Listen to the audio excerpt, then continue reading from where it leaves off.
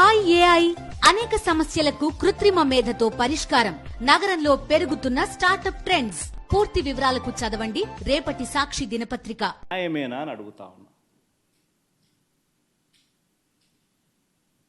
నేను ఇంకొకటి కూడా అడుగుతా ఉన్నా.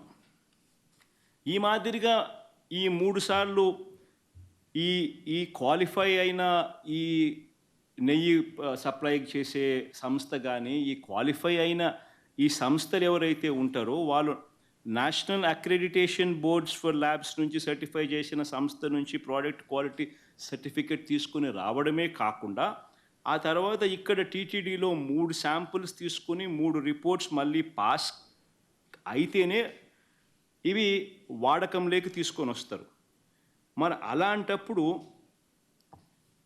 ఈ కార్యక్రమం కూడా ఇదేదో కొత్తగా ఇప్పుడు జరిగేది కాదు.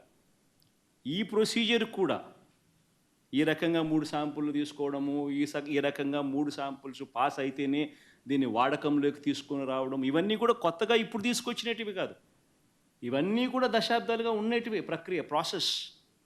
చంద్రబాబు నాయుడు గారి హయాంలో 2014 నుంచి 19 మధ్య 14 నుంచి 15 సార్లు రిజెక్ట్ చేసినారు. ఏ మాదిరిగా 14 to 15 times చంద్రబాబు నాయుడు గారి హయాంలో రిజెక్ట్ కూడా చేశారు. ఈ మాదిరిగా మన హయాంలో వైఎస్ఆర్సీపీ హయాంలో కూడా 18 సార్లు ఇది ఇలా రిజెక్ట్ చేసినారు. 18 times. తప్పేమీ కాదు, ఇంకా సంతోషపడాలా. ఒక బ్రహ్మాండమైన ప్రాసెస్ ఉంది. ఆ ప్రాసెస్ ఎంత గట్టిగా పనిచేస్తూ ఉంది అని అంటే, ప్రతి ట్యాంకరు వచ్చిన తర్వాత 3 సార్లు ఆ శాంపుల్స్ టెస్ట్ చేసి దాంట్లో ఉన్న పదార్థాలను 3 శాంపుల్స్ దాన్ని టెస్ట్ చేసి 3 టెస్టులు పాస్ అవుతేనే దానికి యాక్సెప్ట్ చేస్తూ లోపలికి పంపించే కార్యక్రమం చేస్తారు అన్న ఒక మంచి రోబస్ట్ ప్రాక్టీస్ అనేది ఏదైతే ఉందో, ఆ రోబస్ట్ ప్రాక్టీస్ను దాన్ని నువ్వు బ్రహ్మాండమైన ప్రాక్టీస్ ఉంది అని చెప్పి సంతోషపడాల్సింది పోయి, గొప్పగా ప్రాక్టీస్ ఉందని చెప్పి ప్రపంచానికి చెప్పాల్సింది పోయి, మనం చేస్తూ ఉన్న పని ఏమిటి? అబద్ధానికి రెక్కలు కడతా ఉన్నాం. జరగనట్టుగా చెప్తా ఉన్నాం.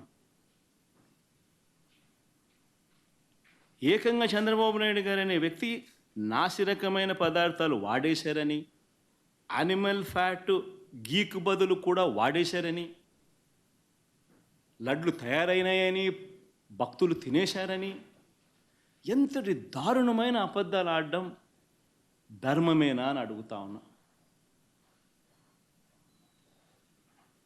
ఈ మాదిరిగా నిజంగా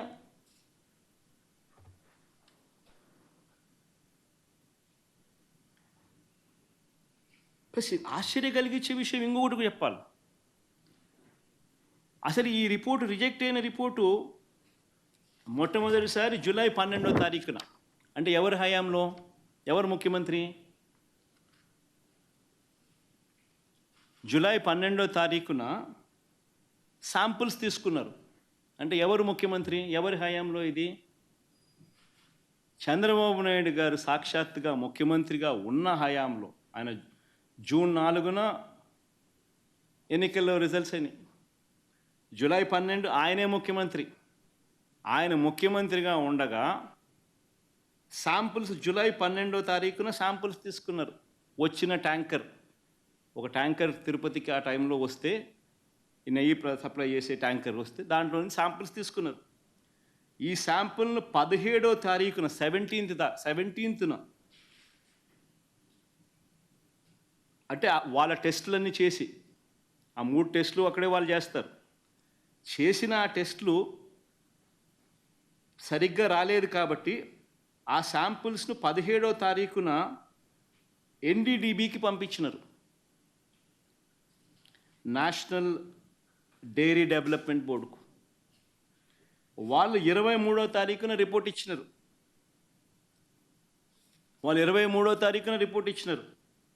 జూలై 23న.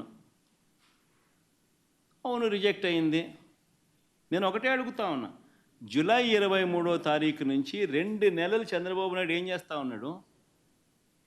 2 నెలల తర్వాత ఇప్పుడు చంద్రబాబు నాయుడు గారి 100 రోజుల పరిపాలన మీద అడ్వర్టైజ్మెంట్ ఇచ్చినప్పుడు ప్రజలు సూపర్ 6 ఏమైంది, సూపర్ 7 ఏమైంది అని చెప్పి ప్రజలు చంద్రబాబు నాయుడు నిలదీస్తూ ఉన్నప్పుడు టాపిక్ డైవర్ట్ చేసేందుకు జూలై 23వ తారీఖున ఇచ్చిన రిపోర్టును ఇప్పుడు తీసి ఆ రిపోర్టును వక్రభాష్యం చేస్తూ ఆ రిపోర్ట్లో నుంచి ఈ మనిషి నోటికొచ్చినట్టుగా ఇష్టం వచ్చినట్టుగా అబద్ధాలు ఆడడం మొదలుపెట్టాడు. ధర్మమేనా అని అడుగుతా ఉన్నా. ఇంకొకటి ఆశ్చర్యకరమైన విషయం కూడా చెప్పాలి. ఆశ్చర్యకరమైన రిపోర్ట్ ఏంటంటే, పోనీ రిపోర్ట్ ఏమిటి అని ఒకసారి చూద్దాం. ఇది report.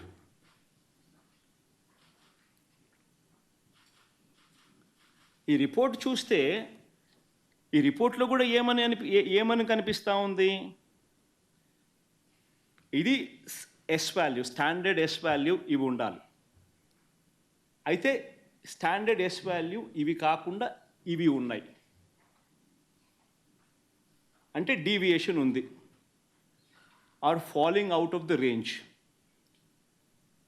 If any S value falls outside the corresponding limits, sample to contain foreign fat అని చెప్తా ఉన్నారు. However, under the circumstances listed before, a false positive result can be obtained అని కూడా చెప్తా ఉన్నారు. What are those kind of circumstances అని చూస్తే, if the sample is obtained from bovine milk other than cow's milk, if the sample is obtained from cows which received an exceptionally high feeding of pure vegetable oils such as repressed oil, cotton or palm oil, etc. Exception చెప్తా ఉన్నాను. Or if sample is obtained from cows suffering from serious underfeeding, or if the sample is obtained from cheeses, or if the sample is extracted by using the Gerber, Weibull, Berntrop or Schmidt, Bonsky, Rasgal methods. అంటే ఇవి exceptions కూడా ఉంటాయి అని కూడా చెప్తా ఉన్నారు. నేను చెప్పేది ఒకటే చెప్తా ఉన్నా, ఏదైనా కానీ ఒక రోబస్ట్ ప్రక్రియ టీటీడీలో ఉంది అని చెప్పడానికి సంతోషపడాలి, గర్వపడాలి. టీటీడీ అన్న దేవాలయం అన్నది, టీటీడీలో తయారయ్యే లడ్డు అన్నది, స్వామివారికి దగ్గర తయారయ్యే ఈ కార్యక్రమం అనేది ప్రసిద్ధి కాంచిన గొప్ప పరిణామం అని చెప్పాలి. టీటీడీలో ప్రాక్టీస్ చేస్తూ ఉన్న ప్రాక్టీసెస్ ఎంత గొప్పవి అని చెప్పి ఇంకా మనం పొగుడుకోవాలి. కానీ మనమేం చేస్తూ ఉన్నాము? ఒక రోబస్ట్ ప్రక్రియ ఉంటే ప్రతి వెహికల్ను సప్లై చేసే ప్రతి వెహికల్ వాళ్ళ సర్టిఫికేట్ తీసుకొని రావడమే కాకుండా, టీటీడీ ఆ ప్రతి వెహికల్లో నుంచి 3 శాంపుల్స్ తీసి ఆ శాంపుల్స్ పాస్ అవుతేనే నీకు లోపలికి పోయేదానికి పర్మిషన్ ఇస్తూ టీటీడీలో లడ్లు తయారు చేయడానికి ఉపయోగపెట్టే పరిస్థితి ఉంది అని చెప్పి తెలిసినప్పుడు, ఇంత గొప్ప ప్రాక్టీస్ ఉన్నప్పుడు, ఇంత గొప్ప పరిస్థితి ఉన్నప్పుడు క్రెడిట్ తీసుకోవాల్సింది పోయి మనమేం చేస్తూ ఉన్నాము? అబద్ధానికి రెక్కలు కడతా ఉన్నాం. రెక్కలు కడుతూ ఇవన్నీ శాంపుల్స్ ఇవన్నీ టెస్టుల్లో ఫెయిల్ అయినా కూడా వాడేసినారు, లడ్ల కింద తయారీ చేసేసినారు, ప్రజలకై భక్తులకై పంచిపెట్టినారు, భక్తులు అలాంటి లడ్లు తిన్నారు అనే ఒక ముఖ్యమంత్రి స్థానంలో ఉన్న వ్యక్తి టీటీడీ వెంకటేశ్వర స్వామి గుడిని అపవిత్రత పాలు చేస్తూ అక్కడ తయారు చేసే ప్రక్రియను అభాస్పాలు చేస్తూ మన గుడిని, మన వెంకటేశ్వర స్వామిని మనం తగ్గించుకుంటున్నాం.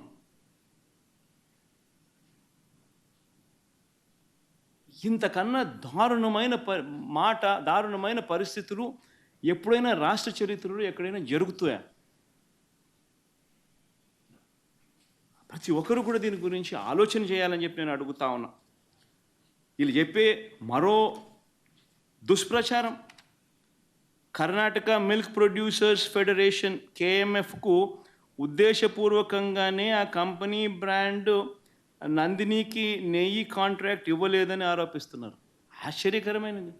టెండర్లు పిలుస్తారు, ఎవరైనా పార్టిసిపేట్ చేయొచ్చు.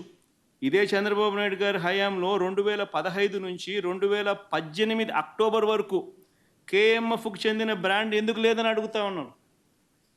లేదు KMF బ్రాండ్ 2015 నుంచి 2018 అక్టోబర్ వరకు మరి ఎందుకు లేదు?